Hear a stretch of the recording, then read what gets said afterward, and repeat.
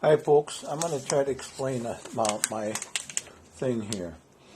These are roll caps, Legends roll caps. They used to be sold all over. You could get them in Walmart for I think $2.89 for one of these packs 3 years ago. But then, I don't know if they saw our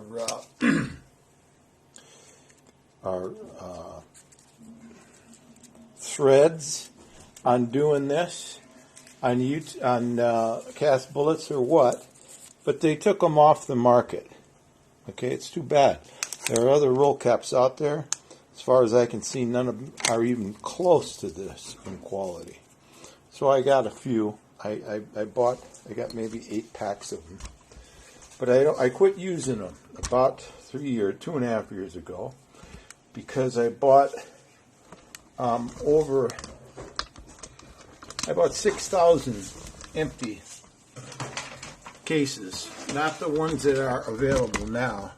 I got a hold of some old ones from the mid-'80s that are all Ely primed, and they were all measured, and somebody was shooting them who was a marksman and was loading his own and doing a really good job because he had them in bags separated by a couple thousandths of an inch or less than a thousandth of an inch in case length and things like that.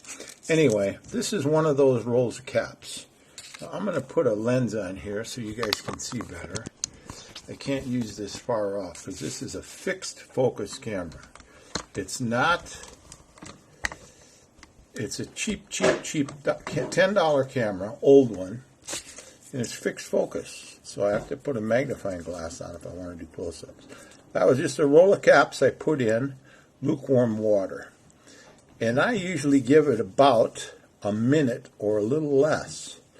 You want that to soak just enough to get the outer paper wet. Now that should be about good enough. Check it here. And the end.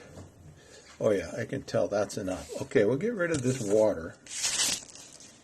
Now, I didn't get all my stuff ready here. This is this other specialized tool is one of those cheap snap-off blade things. And you want a clean blade. Doesn't have to be real sharp, but you want it clean. And I usually dip it in the water. Now again, I haven't done this in almost 3 years because I don't use these anymore. So I got all those other ones. So I like to hang on to the end that's got a long lead. I guess they both do. Anyway, what you can do is just slide this with your thumb because that top layer comes right off. See that? You're peeling the top layer off. That real thin layer that's over the top of the little caps. It peels right off. Now, if you soak it too long, the caps will stick to the top layer. Obviously, that creates problems. Then I hold it in my left hand. I don't know how well you can see this. I don't know if you're in focus or not. I can't see it myself because my glasses are terrible. I'm going to put 6 power glasses on. I can't see well anymore. So anyway, here we go. I put a little water on there to get it wet. Now I'm letting this dry. This is not good. Oops, I'm going the wrong way. Like I said, 2.5 years. So you just peel one off, peel another one off. I'm nervous. I can't see, and I haven't done it in a long time. But I want to show you how to do it. Peel another one off. Peel another one off. You get better at it. And they'll stick. See, if I had that blade wet and these guys were a little wetter, they'd all be stuck on a pile on that blade. And then when I get 8 of them, I put them on wax paper. I don't have any handy right now. I'm going to put them here. I get 8 of them. I put them on a pile on wax paper. Okay, that's right there is a measured dose for one reloading 122 shell, 8 primers. You can use less. I like 8. 1, 2, 3, 4, 5. This is so hard doing this through the camera. 7, 8, I think. Another pile. Okay, and while they're wet, they're not dangerous.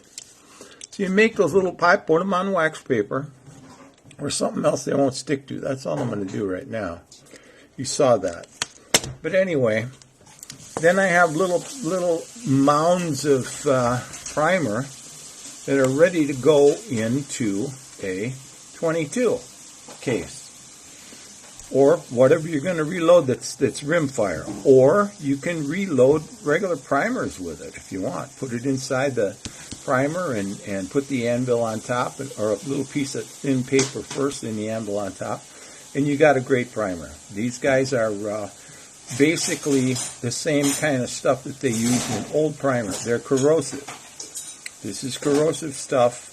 Wash your barrel in water when you're done. Wash your barrel and your gun, wherever you get any sparks or anything flying out, you want to wash that. But anyway, another trick that I learned, now this is a big one, I'm sharing this stuff with you guys, maybe I shouldn't. This is really incredible stuff that I'm sharing with you. Nobody's ever seen this. I took aluminum, some aluminum. Now, I used to be a PC technician. I have a bunch of old hard drives. And the cases of the hard drives, I believe, are forged aluminum.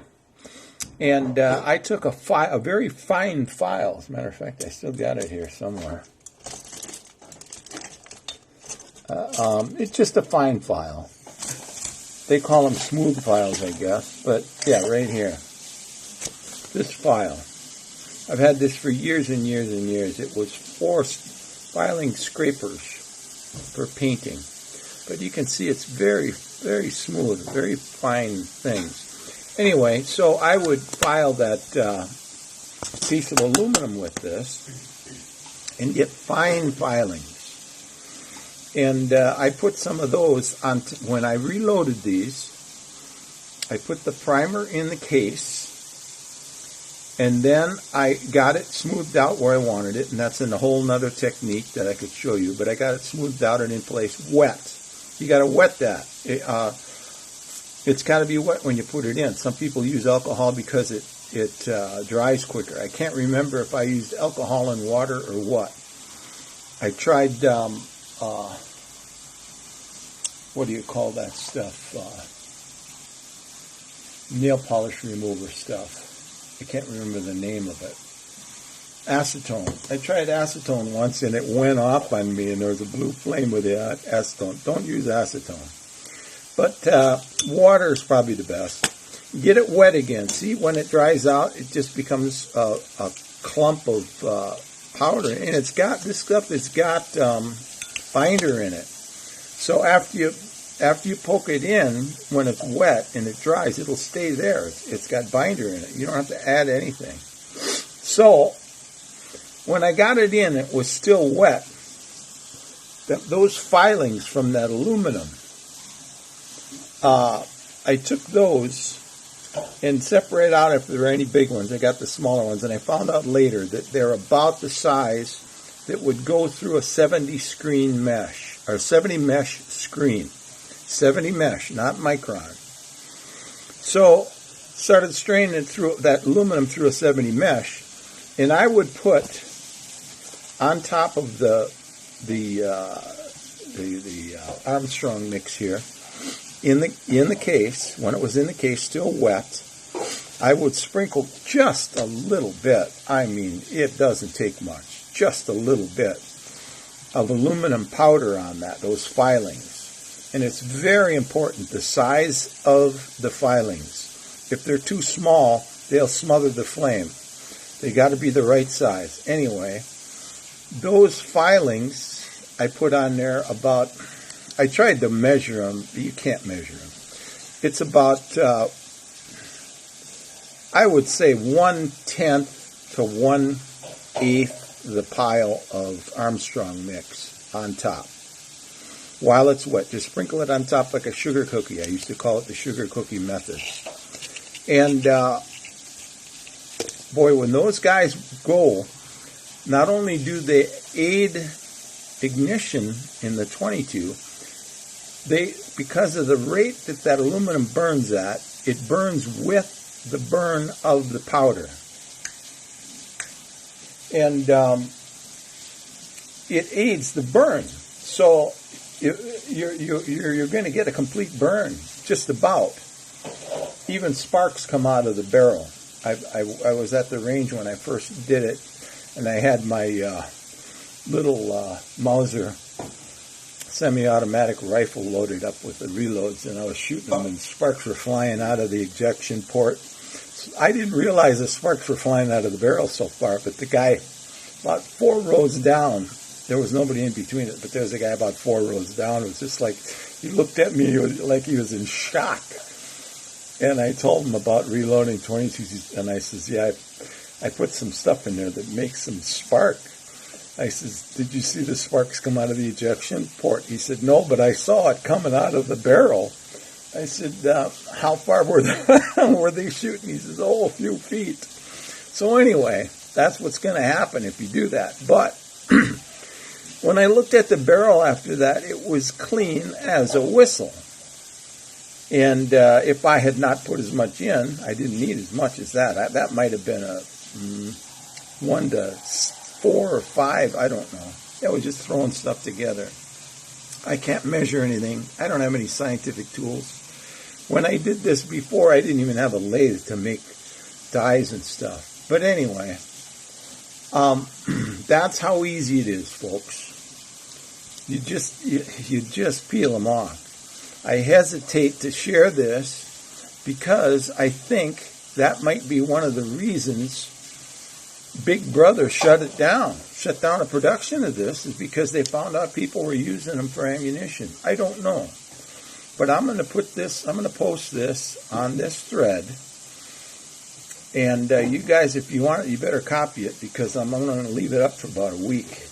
Because I don't want it to, maybe even a couple days. I don't want it to arouse suspicion. So I don't know what else to tell you. You can always ask me. Thanks.